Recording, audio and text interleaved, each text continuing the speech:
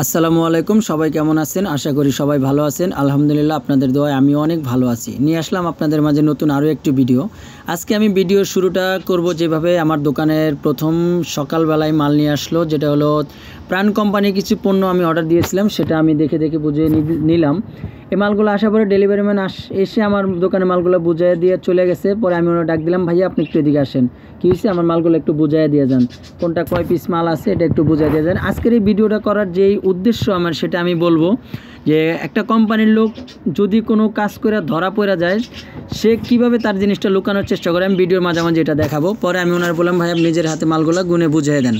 তো উনি মালগুলো আমার পিস টু পিস বুঝিয়ে দিলে আমি ওনারা বললাম যে ভাই আমি এই কাজগুলো কী করছি, আমি এরপর থেকে সম্পূর্ণ ভিডিও আপনাদেরকে ধারণ করে রাখবো, যেন আপনারা কোনো প্রকার চালাকি করতে না পারেন। এই যেখানে আমার আরেকটা কোম্পানির লোক দেখতে পাচ্ছেন, আমি ওনার সাথে কিছু টাকা লেনদেন করতেছি। যে আমি আমার ক্যামেরার সামনে ওনাকে নিয়ে আসলাম। নিয়ে আসার পরে আমি ওনার সাথে কিছু টাকা লেনদেন করছি। আমি কাছ থেকে টাকা গুইনা বুঝায় ওনার হাতে দেওয়ার পরে উনি সিম্পলভাবে কী করে ফেলাইছে জানেন, আমার ক্যামেরার দিকে আগে আমার ক্যামেরার দিকে একটা অকারেন্স করে ধরা পড়ে গেছে। সেই ক্যামেরার ফুটেজটা নিয়ে আমি অনেক জায়গায় দৌড়াদৌড়ি করছিলাম। ভিতরে আমার ছেলে বসা আছে, তো ওনার বললাম যে কিছু টাকা ওনার তুমি গুইনা টাকাগুলো দাও। টাকাগুলো গুইনা ও আমার হাতে দেওয়ার পরে আমি কোম্পানির ওই এসআরের সাথে ওনার সাথে টাকা লেনদেন করার পরে আমি টাকাটা গুইনা ওনার হাতে দিছি। দেওয়ার পরে ফেস টু ফেস উনি কী করছে আপনি দেখতে পারবেন, যে টাকাটা হাতে নিয়ে অলরেডি উনি ক্যামেরা থেকে দূরে চলে গেছে, যেন টাকাটা গুনার সময় বোঝা না যায়। দেখেন এই যে দেখেন, হ্যাঁ দেখছেন, টাকাটা নিয়ে অলরেডি ঘুরে চলে গেছে। যে এখানে যদি কোনো প্রকার ব্যতিক্রম হয়ে যায়, সেটা কিন্তু আমার ক্যামেরার মাধ্যমে ধরা পড়ার কোনো সিস্টেম। তবে জিনিসটা আমি ফুলভাবে বুঝে গেছি যে তারা এই ধরনের প্রতারণা করার চেষ্টা করে।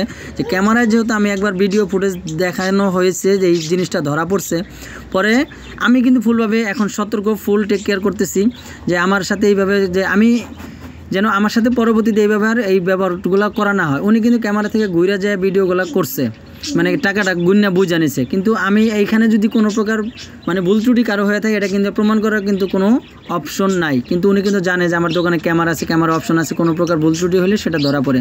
উনি এই চালাকিটা করার পরে কিন্তু আমি কিন্তু ঠিক বুঝে গেছি যে উনি এই ধরনের চালাকিটা করে। পরে আমি পরের দিন আরও একবার ধরবো, তবে আমি এগুলো প্রমাণ রাখার চেষ্টা করতেছি।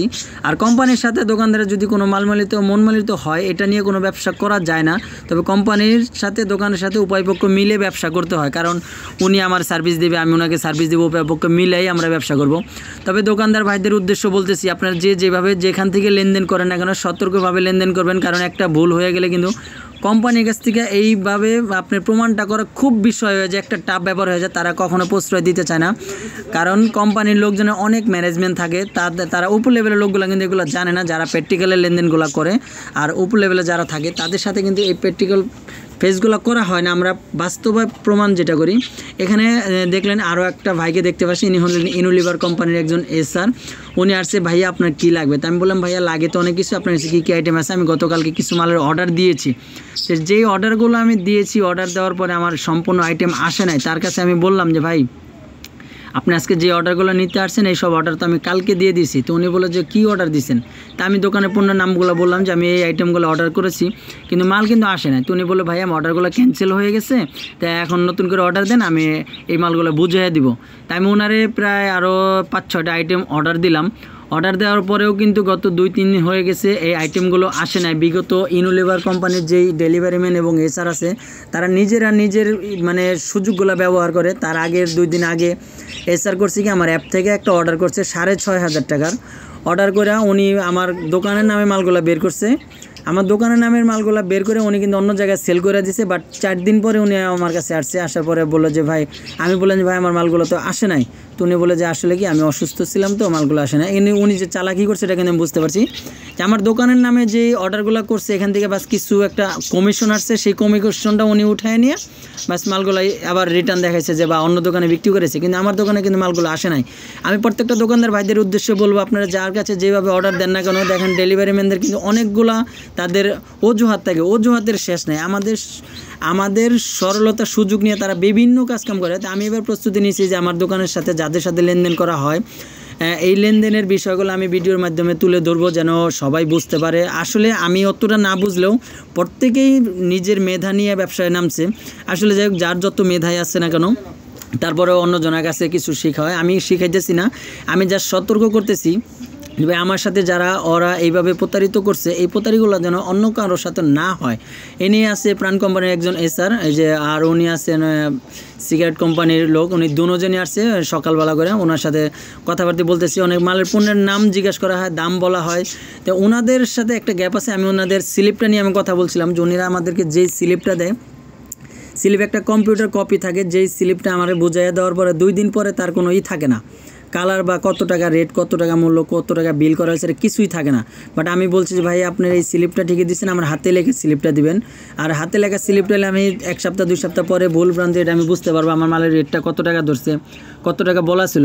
বাট এই ধরনের কথাবার্তা বলা হয় বলে তারা করে কি, মানে বিভিন্ন সরলতার সুযোগ নেওয়ার চেষ্টা করে, দামাদামি করলে করে কি তারা কোম্পানির যে একটা রেট আছে তারা ওই রেটটা ফেস করে না, রেটটা ফেস না করে তাদের মন মতো একটা রেট বলে। এই রেটটা বলার কারণে কি হয় যে আমরা ওই রেটের মালগুলো আমরা সম্পূর্ণভাবে পাই না।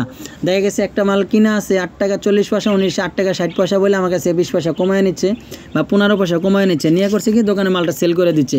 এই জন্য কোম্পানি উপর লেভেলের লোকজনের কাছে অনুরোধ থাকবে আপনারা ভালোভাবে মার্কেটিংভাবে একটু চাহিদাভাবে আপনি খোঁজ নেবেন যে আপনার HR ডেলিভারি ম্যান তারা কী করতেছে দোকানদারের সাথে। অনেক সময় সামান্য ছোট্ট একটা ভুলের কারণে কিন্তু আপনার কোম্পানির বিভিন্ন কোম্পানির মাল অনেক সময় রাগের মাধ্যমে বলা হয় যে আমরা এই মালটা নিব না বা এটা বিক্রি করবো না। কোম্পানির উপর লেভেলের লোকদের সাথে আমার রিকোয়েস্ট থাকবে যে আপনারা মার্কেটে ঘুরে তদারকি করে দেখবেন যে আপনাদের পণ্যটা কীভাবে বিক্রি হচ্ছে, কত টাকা রেটে বিক্রি হচ্ছে, কত টাকা রেট ছিল, কত টাকা রেট দোকানে বিক্রি করা হচ্ছে, তারা কোনো 2 নম্বরই করতেছে কিনা। কারণ কোম্পানির জায়গায় সারা জীবন থাকবে, দোকানদারে কিন্তু কোনো জায়গা না। কারণ আপনারা মুনাফা দিলে দোকানদার পাবে, আপনারা যদি দোকানদারে মুনাফা না দেন দোকানদার কোথায় পাবে। আপনারা যদি একটা সিম্পলভাবে রেট বলে দিচ্ছেন যে ভাই আবার এটাতে 40 পয়সা ব্যবসা থাকে,